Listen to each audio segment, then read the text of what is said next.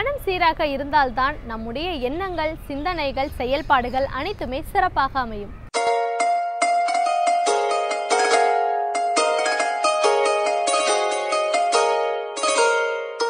விடியலே வா தொடரில் மனமே மனமே நிகழ்ச்சியில் இன்றைக்கு மது அருந்துவதால் ஏற்படும் மனநல பாதிப்புகள் பற்றி பார்க்கலாம்.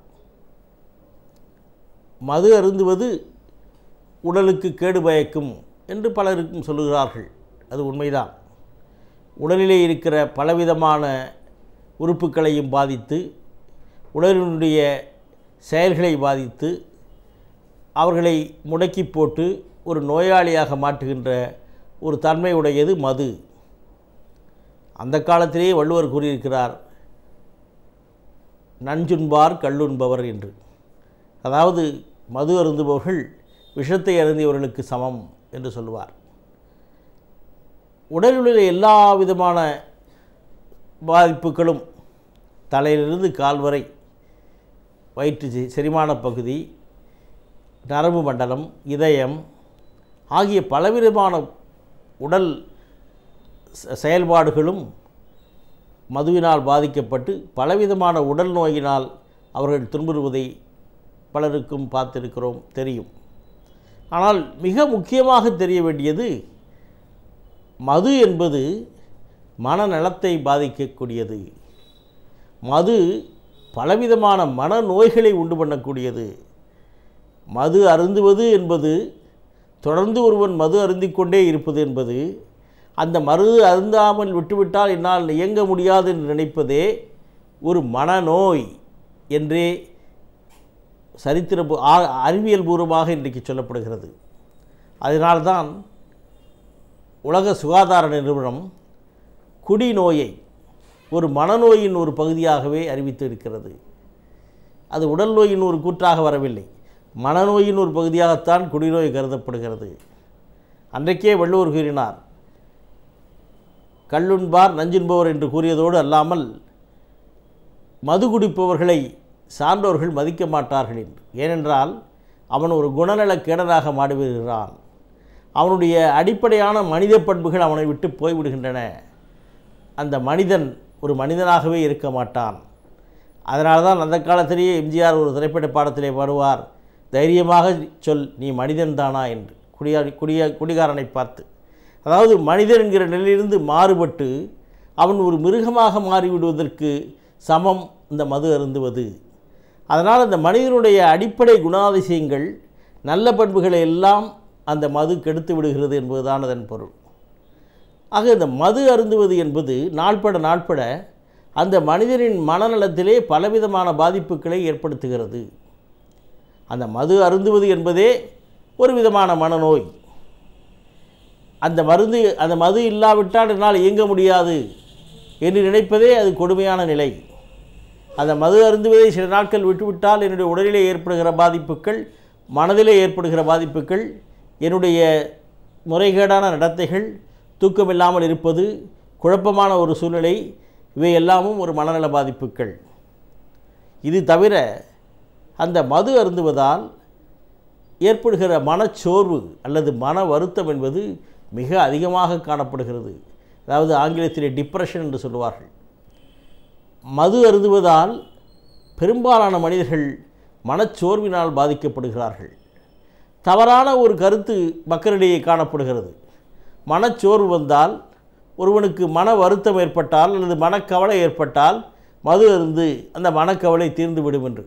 இது மிக மிக தவறான ஒரு கண்ணோட்டம். அந்த நேரத்திலே போதையிலே சில நேரம் அந்த கவலையை மறந்து கிடக்கலாம்.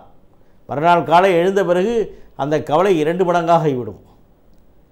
Alcohol will never relieve depression but can only generate depression என்று சொல்வார்கள்.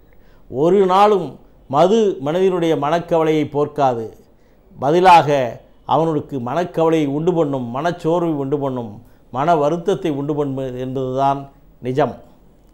பெரும்பாலான மது அருந்துபவர்கள் ஏதோ ஒரு காரணத்தினால் மன வருத்தம் உடையவராக இருக்கிறார்கள். மன வருத்தம் அதிகமாக உள்ளவர்கள் மதுவை நாடுகிறார்கள். அந்த மதுவை நாடுவதால் அந்த மன வருத்தம் மிக அதிகமாகிறது. இது ஒரு சக்கர சுழற்சியாகவே இருந்து வருகிறது. இந்த மது அருந்துவதால் மனச்சோர்வு அல்லது மன வருத்தம் அதிகப்படுவதால் அவர்களுடைய அன்றாட அலுவல்கள் பாதிக்கப்படுகிறது. சரியாக இயங்க முடியவில்லை. எதிலேயுமே ஒரு விருப்பு இல்லாத ஒரு நிலை, பசி இல்லை, தூக்கமில்லை, தொழிலிலே நாட்டமில்லை, மற்றவருடன் பேசுவதையே பிடிக்காத ஒரு நிலை. இறுதியாக இந்த மது அருந்துவதால் மனச்சோர்வு ஏற்பட்டு நான் ஏன் உயிரோடு இருக்கிறேன், இருப்பதை விட இறப்பதே மேல் என்கிற ஒரு நிலையை கூட காணலாம்.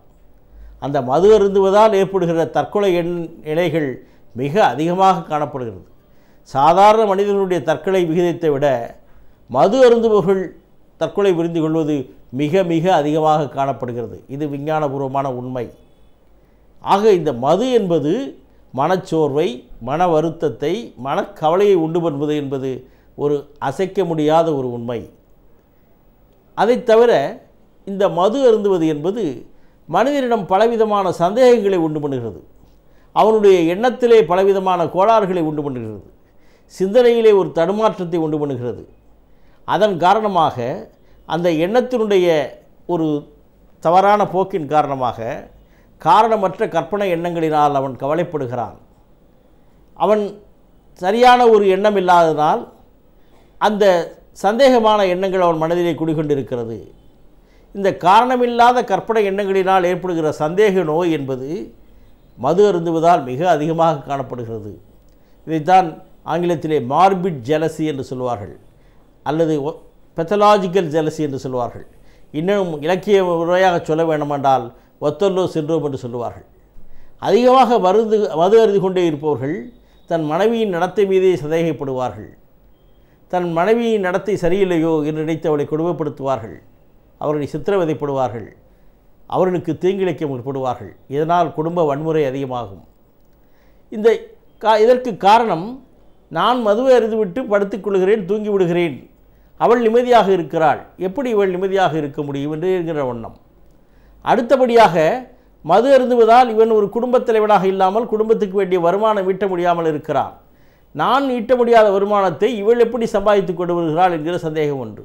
இப்படியாக பலவிதமான காரணங்களினால் இந்த மது ஒரு மனநோயை, சந்தேக நோயை உண்டு பண்ணுகிறது. இது மிக மிக அதிகமாக காணப்படுகிறது.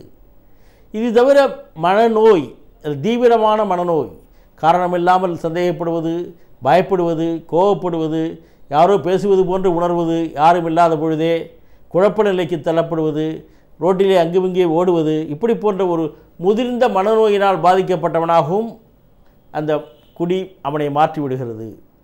இது தவிர அவனுடைய மறதியை உண்டு பண்ணி, அளவுக்கு அதிகமான அவனுக்கு ஞாபக சக்தி குறைவை உண்டு பண்ணி, அவன் ஒரு மறதி நோயால், அதாவது ஆங்கிலத்திலே டிமென்ஷியா என்று சொல்லுவார்கள், அவனுடைய மூளையினுடைய உச்சகட்ட ஒரு செயல்களெல்லாம், அவனுடைய நினைவாற்றல், முடிவெடுக்கிற திறன், அவனுடைய ஒரு நடுநிலைமை பொறுப்பு ஆகிய எல்லாமும் குறைந்து அவனுடைய குணநலங்களெல்லாம் கெட்டுப்போய் அவன் கொஞ்சம் கொஞ்சமாக சீரழிந்து வருகிற நிலைமையை பார்க்கலாம். அந்த மது இன்னொரு முக்கியமான ஒரு குறையை செய்கிறது. அவனுடைய கூச்ச உணர்வை போக்கிவிடுகிறது.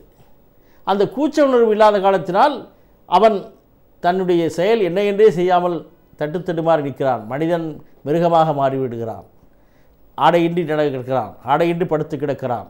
அல்லது கூச்ச உணர்வு குறைந்த காரணத்தினால் மனிதன் மிருகமாக மாறிவிடுகிறான். அதனால தான் அந்த காலத்திலே முதலே நான் சொன்னபடி தைரியமாக சொல், நீ மனிதன் தானா, இல்லை நீ மிருகம் என்று பாடினார் அந்த புரட்சி தலைவர். ஆக அப்படிப்பட்ட நேரத்திலே மனிதனை மனிதனாக வாழ விடாமல் அவனுடைய மனநலத்தை சீர்குலைத்து அவனுக்கு பல்வேறு விதமான மனநோய்களை உண்டு பண்ணுகிற இந்த மது உடல்நலத்தை காட்டிலும் மனநலத்தை மிக அதிகமாக பாதிக்கப்படுகிறது என்பதுதான் விஞ்ஞானபூர்வமான உண்மை. உடல்நலத்திற்கு பலவிதமான கேடுகளை உண்டாக்குகிறது, நிச்சயம், அதில் எந்த விதமான சந்தேகமும் இல்லை. அதைவிடவும் அதிகமாக அவனை ஒரு மனநோயாளியாகவே மாற்றிவிடுகிறது என்பது உண்மையை நாம் புரிந்து கொள்ள வேண்டும். அந்த மனநோயாளியாக மாற்றிவிடுவதனால்தான் அந்த குடும்பத்திலே குழப்பம் ஏற்படுகிறது, குடும்பத்திலே கோளாறு ஏற்படுகிறது. அதனால்தான் பாலியல் வன்முறைகள் அதிகமாகிறது, சாதாரணமாக வன்முறைகள் அதிகமாகிறது. அவன் பலவிதமான குற்றங்களை செய்ய தூண்டுகிறது, குடும்பத்திலே ஒரு வன்முறையை தூண்டுகிறது. ஆக குடும்ப வன்முறை, பாலியல் வன்முறை, குழப்பத்தினால் ஏற்படுகிற சமுதாயத்திலே ஏற்படுகிற வன்முறை, கொலை குற்றம் போகிய பலவிதமான குற்ற உணர்ச்சிகளையும் குற்ற காரியங்களையும் ஈடுபட இந்த மது அவனை தூண்டுகிறது. ஆக மது என்பது மனிதனை உடலளவிலே சீரழிக்காமல் மனதளவிலையும் சீரழித்து அந்த மனிதனை ஒரு மன நோயாளியாகவே மாற்றிவிடுகிறது என்பது அறிவியல் உண்மை.